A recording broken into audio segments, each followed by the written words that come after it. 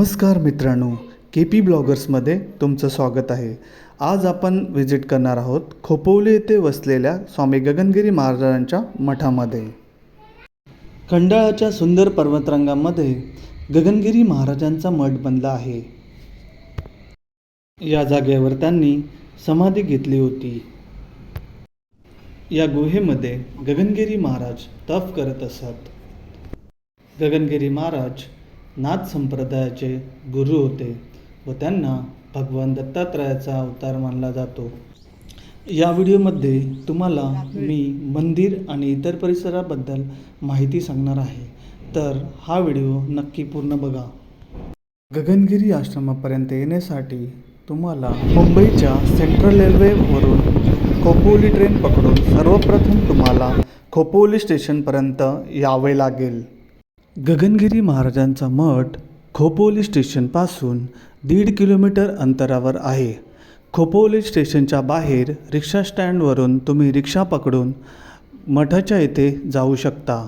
प्रतिव्यक्ती भाडं 20 रुपये असून तुम्ही चालत देखील येथे जाऊ शकता. जर तुम्ही चालत गेला असाल तर या ठिकाणी 20 ते 25 मिनिटे लागतात. गगनगिरी महाराजांचा मठ पाताळगंगा नदीच्या किनाऱ्यावर आहे, म्हणून याला पाताळगंगा तीर्थक्षेत्र असे सुद्धा म्हटले जाते.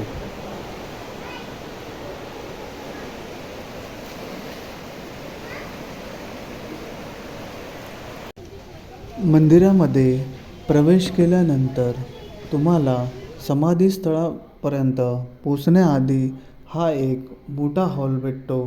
त्या ठिकाणी गगनगिरी महाराजांचे तुम्ही दर्शन घेऊ शकता. गगनगिरी महाराज लहानपणापासून साधू संतांसोबत राहत असत व त्यांनी वयाच्या 9व्या वर्षी आपल्या घराचा त्याग करून हिमालयात गेले होते. स्वामी गगनगिरी महाराज महाराष्ट्राच्या पाटण-मथुरा गावात 30 नोव्हेंबर 1906 साली जन्मले होते आणि त्यांना विष्णुगौरव पुरस्काराने सन्मानित केले होते.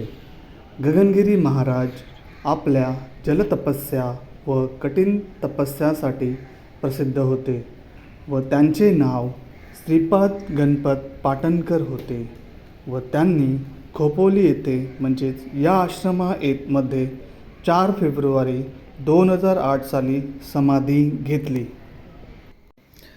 या आश्रमाच्या मागच्या बाजूला खंडाळाच्या सुंदर पर्वतरांगा आहेत. या पर्वतरांगा या आश्रमाची शोभा अजून वाढवत आहेत. या ठिकाणी स्वामींची गुहा आहे, त्या ठिकाणी ते तपस्या करत असत. गुहेपर्यंत जाण्यासाठी आपल्याला या रस्त्याने सरळ एक चढण पार करावी लागते. ही चढण पार करत असताना 10 ते 15 मिनटं आपल्याला लागू शकतात. ही गुहा पर्वताला फोडून बनवली असून या ठिकाणी स्वामी गगनगिरी महाराज तपस्या करत होते. तसेच या ठिकाणी तुम्ही मेडिटेशनसुद्धा करू शकता. गुहेच्या बाहेर आल्यानंतर आपल्याला खोपोली शहराचा सुंदर असा नजारा दिसतो.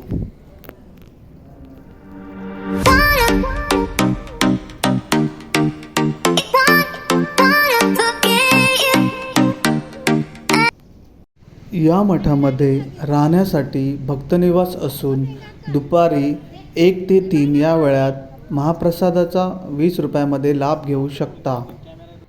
अशा या सुंदर ठिकाणी तुम्ही नक्की व्हिजिट करा.